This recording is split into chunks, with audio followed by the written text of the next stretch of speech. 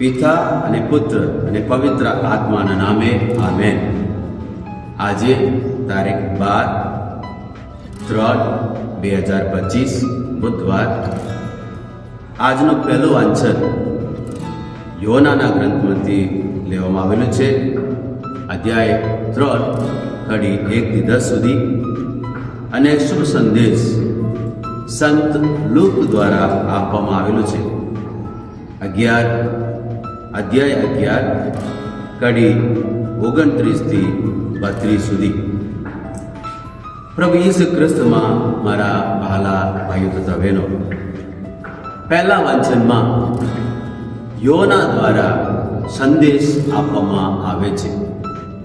યોનાને કહેવામાં આવે છે, તું જા, નિનિવે લોકોને કે પસ્તાવો થાય અને એના જીવન સુધારે.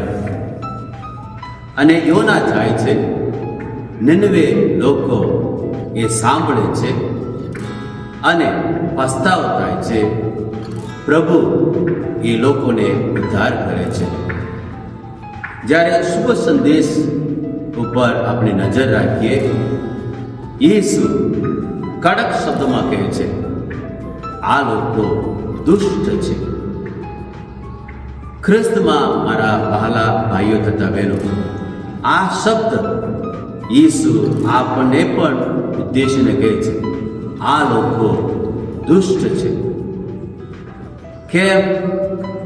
આપણને ઈશ્વરની વાણી સાંભળીએ છીએ, કેટલાક ઈસુના ચમત્કારો આપણે જોયેલા છે, છતાં પણ આપણે પ્રભુ વાણીમાં ઊંડી શ્રદ્ધા રાખતા નથી.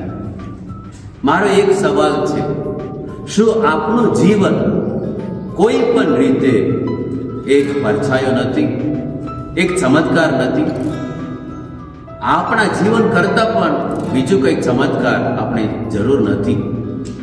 આપણે કેટલીક વાતો સાંભળીએ છીએ, આપણી નજર આગળ કેટલાક ચમત્કારો રજૂઆત કરવામાં આવે છે, છતાં પણ આપણી શ્રદ્ધા ડગીમગી જાય છે.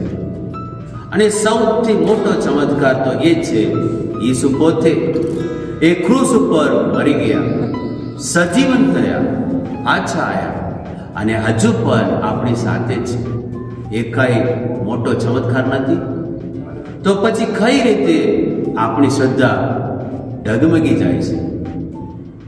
આપણે ફરીથી યેસુની વાણી સંભળાય છે, યેસુની વાણી આપણે ચેતવે છે, આ લોકો દુષ્ટ છે, આ પેઢી દુષ્ટ છે.